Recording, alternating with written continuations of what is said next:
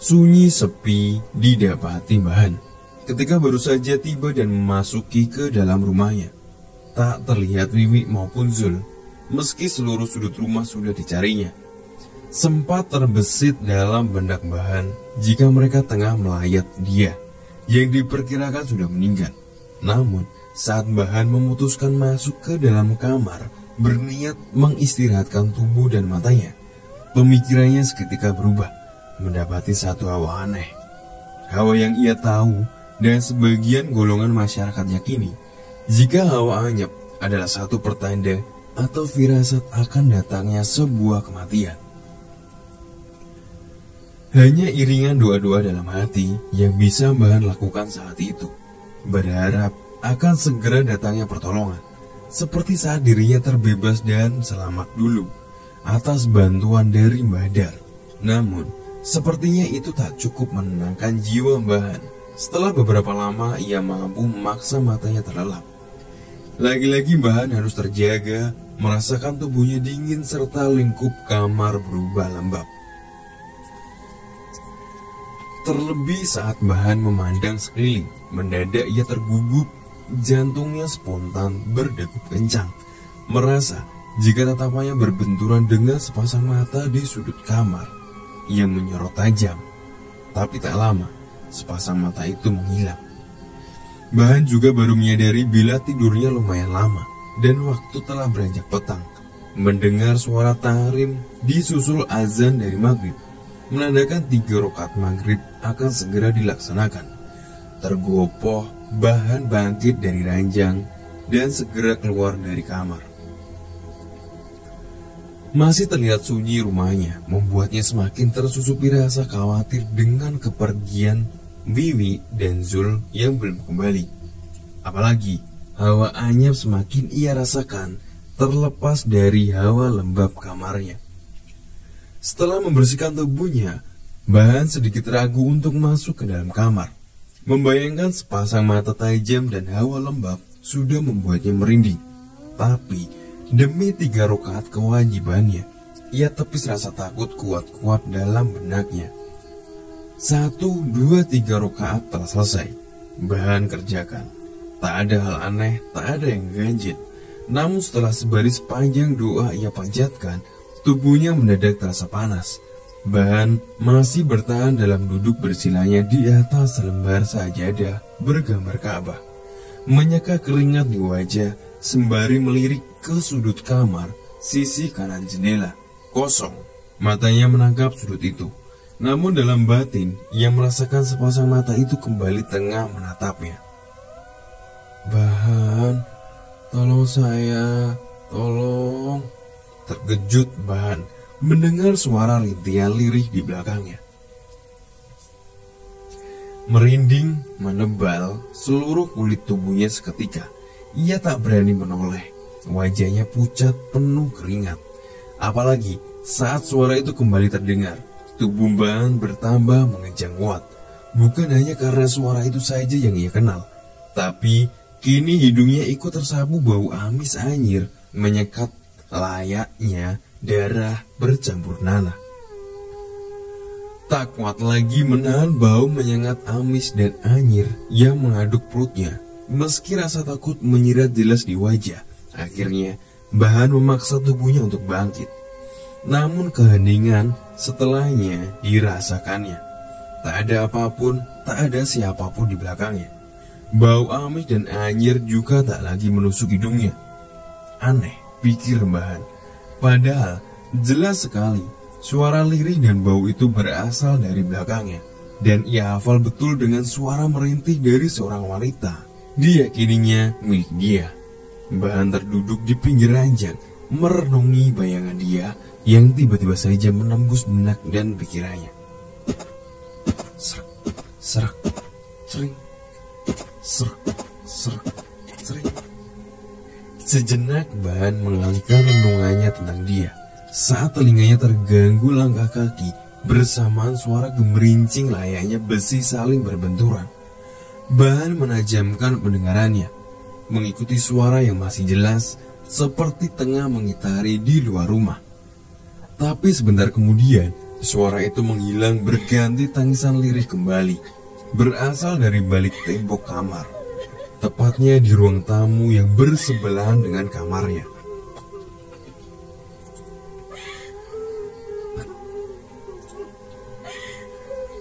Lama Mbah Han membiarkan tangisan itu terus-menerus mengaduk pikirannya.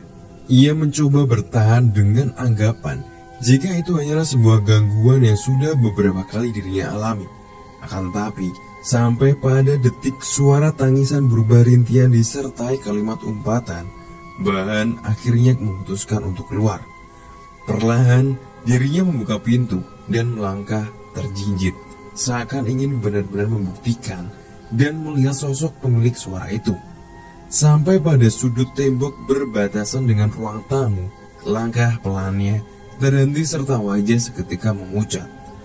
Tubuhnya dingin, merinding, menatap ngeri pada sosok wanita yang tengah duduk berselonjor terikat rantai-rantai putih mengkilap. Rambutnya cakak-cakan, selaras wajah, dan bagian-bagian tubuh lainnya yang dipenuhi luka. Luka seperti borok, melelehkan cairan hitam kental, berbau amis anyir menyengat. Dia! Bergetar suara lirih Mbah Han, menyebut sosok wanita berwajah sama persis dengan dia. Sesaat sosok itu diam tertunduk, sebelum menatap Mbah Han dengan sebuah serengaian dan geraman menakutkan. Sakit rasanya ini Mbah Han. Kematianku yang akan segera datang gara-gara ingkaran anakmu. Tapi anakmu itu akan ikut menemaniku. Mbah Han mundur selangkah. Wajahnya mempias dan terasa menebal. Mendengar ucapan sinis, sosok menyerupai dia. Jangan kamu buat tambah panjang urusanmu itu. Cukup istri dan cucuku yang sudah jadi korban dari bapakmu dulu. Bergejolak jiwa Mbah Han saat itu, membayangkan ucapan sosok dia yang akan membawa serta Zul dan Wiwi dalam kematiannya. Tawa ngiki namun menyayat seketika keluar dari bibir sosok dia. Sorot matanya berubah tajam menatap Mbah Han yang mulai gemetar. Jangan kamu kira cucumu itu aku yang membawa sukma kematiannya. Itu semua bukan salah siapa-siapa, karena anakmu sendiri yang mau dan rela menyerahkannya. Tapi sekarang sudah tidak berlaku buatku. Sebab tetesan darah merah persembahan yang diawali dengan saya tega menukar, dirubah menjadi hitam. Zul, apakah dia melakukan? Tak sanggup Mbah Han meneruskan kata-katanya. Darahnya mendidih setelah mencerna kalimat-kalimat yang dilontarkan sosok dia tentang apa yang sebenarnya terjadi selama ini. Adalah karena Zul telah ikut melakukan persekutuan dengan sepasang iblis penguasa yang menghuni bendungan. Tak percaya, tak terima rasanya hati Mbah Han mendengar semua itu. Amarahnya tergelak kuat, bersusul pancaran kengerian di wajahnya, mengingat akan resiko yang bakal ditanggung bila benar Zul sudah mengikat perjanjian dengan penguasa bendungan. Kamu bohong dia. Tak mungkin Zul melakukan itu. Kali ini suara Mbah Han terdengar tegas, menunjukkan rasa takutnya pada sosok mengerikan dia, terkalahkan dengan kecemasan suatu kebenaran. Lepaskan rantai ini, baru akan saya tunjukkan kebenaran ucapanku, Mbah. Sahut sosok dia memberikan satu penawaran. Mbah Han terdiam, menatap rantai putih yang membelenggu kuat pergelangan tangan dan kaki sosok dia, hingga membuat kulitnya mengelupas dan terlihat daging serta putih tulangnya. Awal Mbah Han terlihat ragu, seperti menimbang ucapan sosok dia yang sedang menatapnya penuh harap. Sampai akhirnya, ringisan memilukan disertai kata-kata lirih dari bibir sosok dia, bagaikan sebuah kekuatan, membuat kaki Mbah Han selangkah demi selangkah mendekat. Sebentar saja Mbah Han sudah berada di hadapan sosok dia. Tangannya menjulur pelan mengarah pada pergelangan kaki. Namun, belum sempat ia menyentuh rantai, cepat-cepat ia tarik kembali saat satu suara keras dari arah pintu depan yang tiba-tiba terbuka menyadarkannya. "Jangan lakukan, Bahan." Bahan seketika tersulut mundur. Segera ia menepi ke sisi kanan pintu, di mana sosok Mbah Malik yang telah menyadarkannya berdiri dengan tatapan nyalang. "Melepaskan rantai itu sama saja kamu bunuh diri," ucap Mbah Malik lirih sambil melirik Bahan yang masih begitu tegang. Iblis memang selalu punya 1000 tipu muslihat untuk menipu manusia. Dia hanya badal dari raga yang sudah terpisah dengan sukma. Jika rantai itu terlepas, maka sukmamu yang akan menjadi gantinya. Lagi, Mbah Malik menjelaskan, semakin membuat urat wajah Bahan mengencang. Mbah Malik yang saat itu masih berdiri di ambang pintu, berjalan maju, mendekati sosok dia. Akan tetapi, tinggal berjarak 3 langkahan, ia kembali menarik tubuhnya mundur saat sosok dia mendadak tertawa keras, seraya menjejakkan kedua kakinya yang terbelenggu di lantai, menimbulkan suara gemerincing dan benturan-benturan begitu kuat mengonceng. Mbah Malik yang seketika terlihat panik, segera menarik lengan Bahan keluar, melangkah dengan cepat, menjauhi rumah yang telah berubah mencekam. Tak hanya kecemasan saat itu dirasa Bahan, tapi juga kengerian teramat sangat, manakala mendapati puluhan sosok berwajah putih dengan bola mata menggantung sudah berdiri di luar rumahnya. Andaikan tak bersama Mbah Malik, mungkin ia sudah pasti roboh melihat wujud mereka yang entah dari mana datangnya. Kakinya terus mengikuti langkah cepat Mbah Malik hingga beberapa saat lamanya, sebelum nafasnya yang sesak tersengal sedikit longgar ketika menyadari telah berada di kediaman sederhana Mbah Malik. Tampak belir-belir bening mengaliri pipinya yang terlihat keras dengan beberapa kerutan menghias, mencerminkan satu perasaan yang membaur tanpa mampu ia ucapkan dengan kalimat, membuat Mbah Malik yang juga baru saja terlihat lega sejenak ikut hanyut dalam suasana hati Bahan. "Apa Bahan tadi melihat puluhan makhluk berwajah putih di luar?" tanya Mbah Malik memecah keheningan.